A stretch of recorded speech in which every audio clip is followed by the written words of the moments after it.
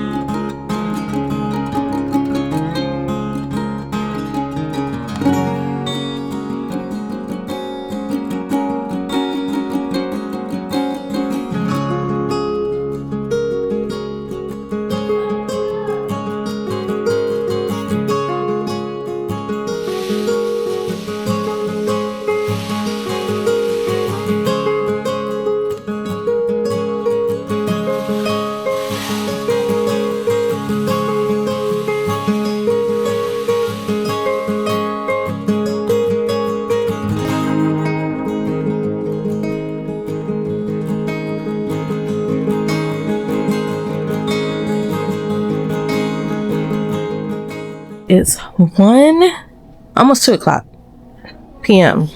And yes, the sun has trying to make an appearance. It's been windy all day, but it's not that bad.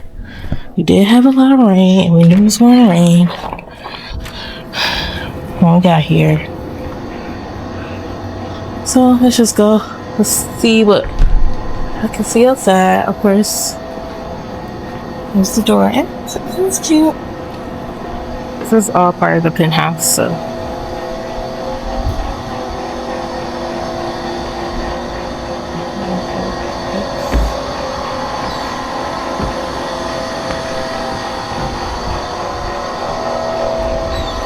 The pool. Pretty, huh? And if you look all the way over there, there's the beach. You can see the water, the ocean. I think. Yeah, it's the ocean.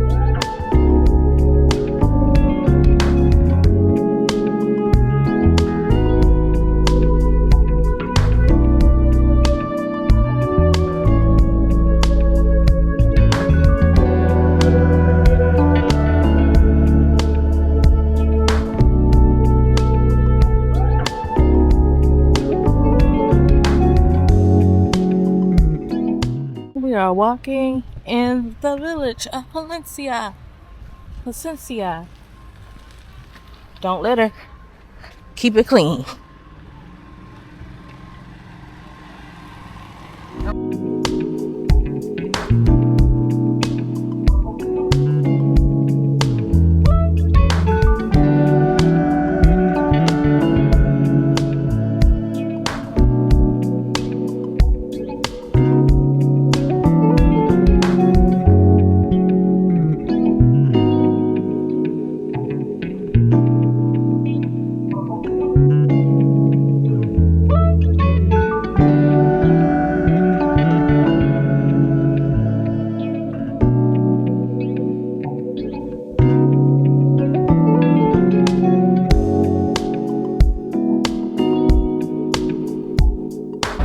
Vern's Kitchen.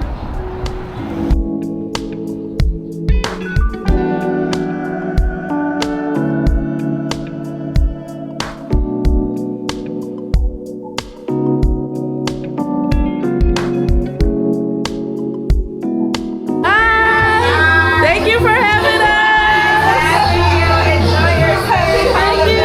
Happy holidays. Got something from Vern's Kitchen. Fried fish, rice and beans, and coleslaw. I'm making a long journey back to the hotel, which is not a long journey. It's 2 minutes. 3-minute walk. And watch out for cars.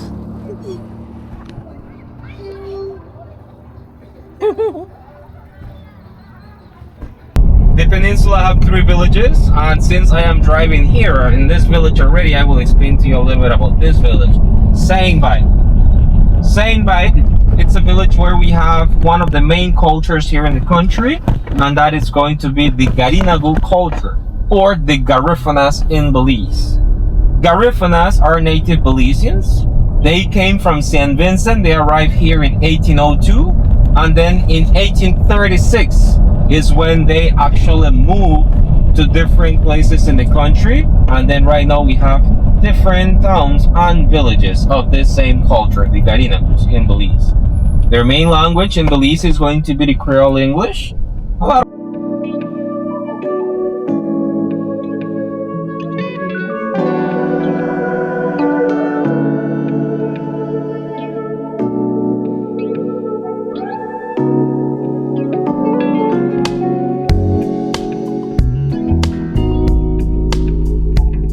So, introduce yourself with my name, Inkapa, female-ish.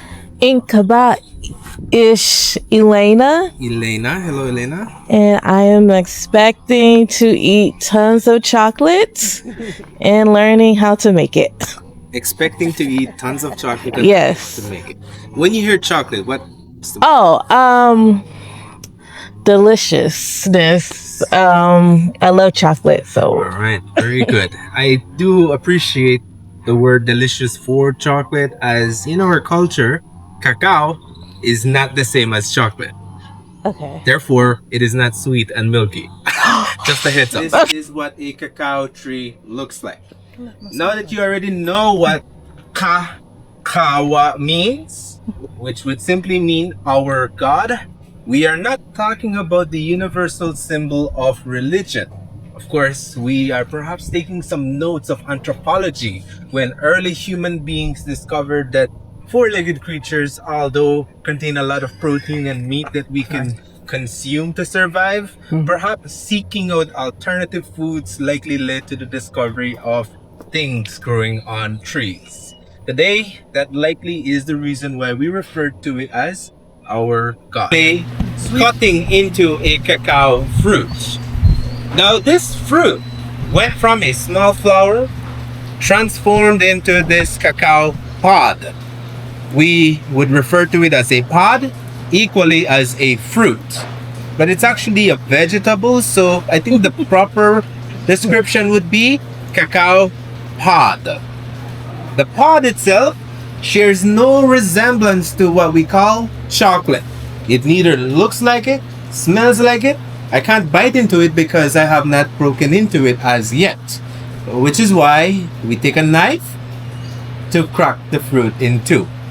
Traditionally, the farmer would want to decrease the risk of losing his fingers. So he will use a stick as a hammer, whack it into the fruit, and it breaks it in half. Of course, the very first step in making chocolate is not the cracking, but the harvesting of the fruit. The fruit itself was attached to the tree like this. Twisting and turning would result in its harvesting. That was step one. Now, step number two. I do not recommend that you do this at home. However, if you share a common activity to our Western culture, carving a scary face into a pumpkin, then you may or not have already experienced something similar. The consistency of the outer layer is close to a pumpkin and a squash.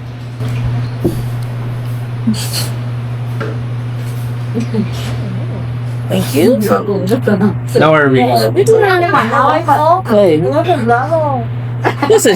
it feels just like me. I taste some steak. Here is what's important. And you have to confirm It's like mango. I taste that banana though. I taste that when he said that banana. It tastes just like it with lime and All right, good friends. If you can agree with me, one, it is very fruity. Does it taste like chocolate? no. No. Did it look like chocolate? No. Did it smell like chocolate? No. But one thing for sure, yes, the sweet pulp is totally delicious, and it may remind us of a long list of tropical fruits. Purple in color.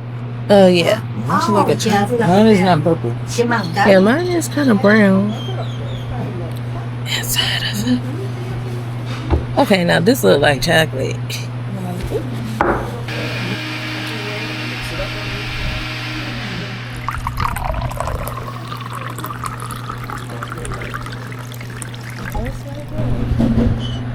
And one thing it reveals that is common in all of your cups, the color is now officially brown, which means it represents chocolate. But I don't know if you notice, something appears to be floating on top of your beverage. That floating stuff appears to be oily. Yeah. Now imagine we run an experiment all together. We take our cups, we put them in the freezer. When that oil reaches its freezing point and it solidifies, it forms a yellowish white coating called cocoa butter. I knew it. Cocoa butter is actually making up half of the weight of a physical cacao bean. That means it comes from cacao and doesn't come from elsewhere. What makes cheap chocolate cheap? They would rather remove that oil to sell it off to cosmetic industries and replace it with cheaper alternatives. What makes fine chocolate fine? They dump more cocoa butter into the already fixed composition. What makes a good dark chocolate? We neither remove, we neither add. We leave it naturally in its composed state. So, of course, cocoa butter, you have the evidence, it's right there. Now, let's lift our cups, let us smell. Smelling reveals a lot. Because I was with this batch for its fermentation, I smell a fermented vinegar scent. Because I was with this batch when it was being sun-dried, I get the resemblance of dried nuts and dried fruits. And because it was cooked, I get a smoky finish. Before we take our first sip, folks, we will do a toast. The toast in the Maya world is Sahil Choler. It means happy moments. If you're thinking about this in the future, then cherish memories. Together, Sahil Choler.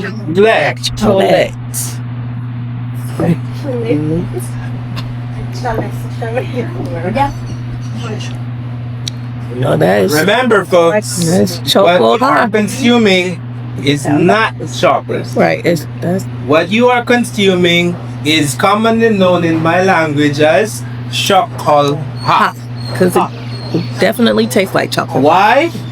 Because it does not constitute an ingredient such as milk or sugar. Yes. But now, if you wish to incorporate one of those ingredients on the table, Turbinado cane sugar. Do I just take it out? Or? Go ahead. Go ahead. So basically, I'm making a chocolate. Oh shoot. Oh, It's so windy. It's like Stand behind it.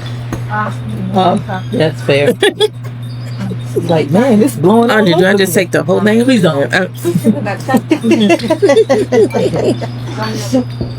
I chewed one spoon. Oh, here's the top bit. Now, what is this? Cinnamon? That's the part. Oh, okay. This is the Okay. Put this. Oh shit, I need sugar. Let's do a little cinnamon and some sesame. Do you need? I do a little sugar. You want any cardamom? I don't know what I need. Oh, can I say? Oh, true. You are correct. Just cinnamon. I might need some more. Try this. Chocolate. Oh. These ones are hard. They are attracted to likely moisturizer that you're using. That fragrance is usually just pulling them. Don't worry, if they latch on, they will not bite on you. Oh, that thing? Oh, I'm talking about the dog spray. Oh, yeah. Oh, I didn't know. I'm like, leave me alone. How was this? I would recommend that you chew into He's got enough prosthetic here. Yeah, he sure is. He sure is. It will come close to a burnt peanut. It's nothing too exciting, to be honest. And is the shell bad for you? Shell. Now, during the first. Okay, let me see. Would you like a more simplistic answer?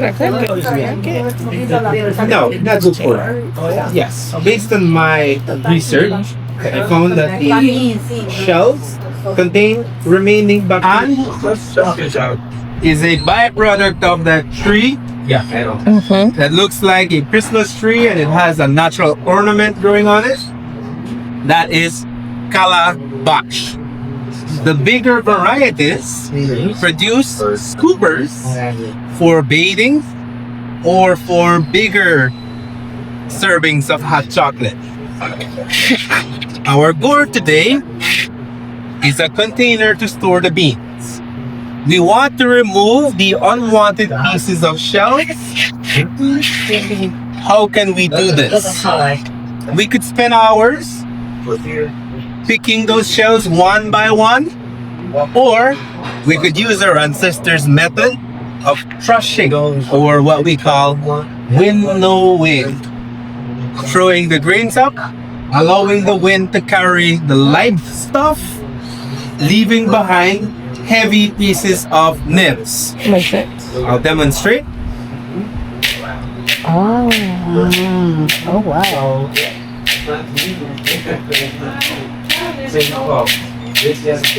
Huh.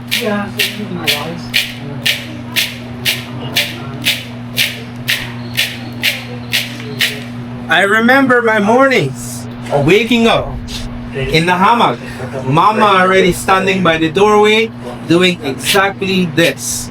Each time she throws the grains up together, when they come back down, that compression forces like mini swirls, or what my dad calls mini tornadoes. Those tornadoes are what pushes the shells away. When we started improvising, we took a standing fan, we used it to blow it. It failed. Why? We roasted the beans. The cool air reversed the roasting, making it less crunchy. So it became non-functional for our business. Now, I have done most of it, okay? So I will save a handful as a reserve, whilst I give break to those that are brave. And if you're brave, you're welcome to come on over and try this part. If you're brave enough, this is how you do it. Lean it forward. Okay. Throw and then pull down. So throw, pull down. You're almost allowing the grains to levitate the moment you go out. They should stay there. When you come down, it compresses the air. I am not expecting you to do this your very first time. It took me all of my life to learn, so don't feel bad. We're gonna do it over the table, however, in case we do lose some pieces, we can save them. Up. Oh. Don't worry. That's why I saved the reserve. Yeah. Don't worry about those. Yeah, don't worry about Get them over here. Oh, that's okay. Sacrifice. You're fired. Oh, yeah. There we go. There we go. Not Awesome. If you're feeling brave, not too take a chance, okay? Do not feel bad if they fall to the ground. Here, let me show you. Yeah. So I'm holding on to the board like this. However, its name has been changed in its history. The name today that's commonly spoken for this instrument is metate y mano. Tradition says the name of this instrument's bass, I'll spell it first, K-A apostrophe A, ka. When translated into English, ka means the molar. And the molar serves the function of crushing and grinding your food. The handle, mano, is called uk. U apostrophe UK, uk for hand. Say uk and it's a skirt or a dress. Uk. The handle comes surface to surface with the base. That means do not put your fingers beneath the handle. It is recommended that a firm grip is placed on both sides, and this allows us to use a rowing motion. This is not the only version of the ka there is. There are versions made from softer stone, likely believed to be 3,000 and 4,000 years old. This specific piece is made from basalt, volcanic stone, and the predicted timeline is between 900 to 1,000 years old. That indicates that this piece of technology is indeed an ancient Maya artifact. According to the government of Belize, this artifact could only be used by the native people of the land today. Oh wow. You mean the stone cat? The stone itself. Okay. When chocolatiers of Europe first got cacao, they were not called chocolatiers as yet, and they didn't have machines to make chocolate. They took the same pieces of technology from the past and they brought it into the future. However, they found out, yes, it works. Smells real good. That's what I was thinking. I'm about to eat Going some. on with the heat. That little bit of work I've just done, Man.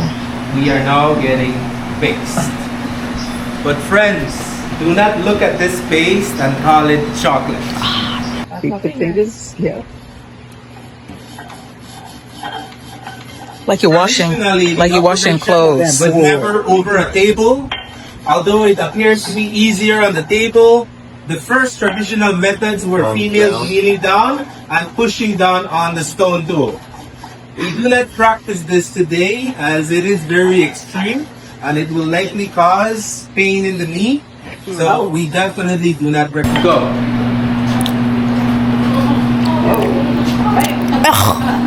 No. What have we discovered just now? Is it chocolate? No. So, can you... We're eating lunch at the chocolate tour. Back in Africa, early Africans made a version of this instrument, and it was a flapless sound that would go something like.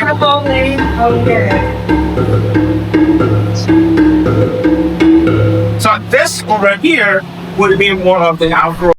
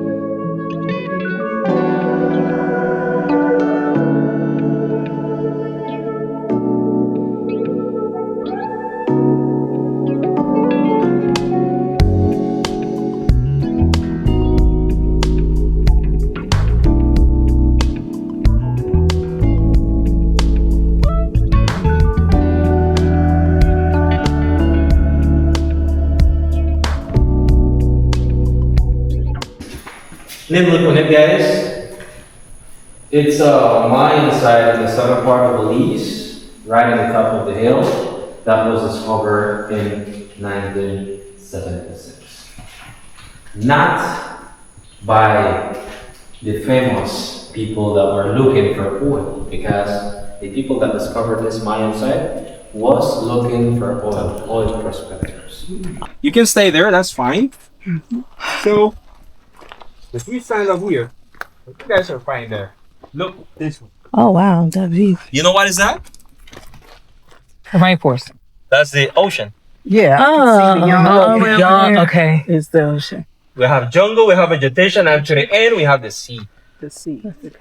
This right here, it's a big connection, maybe with Guatemala and Honduras. There were no highways during the Maya civilization. So the pods are the roads that the Maya... It's the last night in Itzana Resort in Pacicia, Belize. And we came home from having dinner at their restaurant, La Milia. Delicious dinner. So they did turn down service for us to clean the room or refresh the room. This is a master. As you can tell, they did turn down service. They gave us robes, turn our light, fix our bed. About to go. You can see the people sitting next to the bed.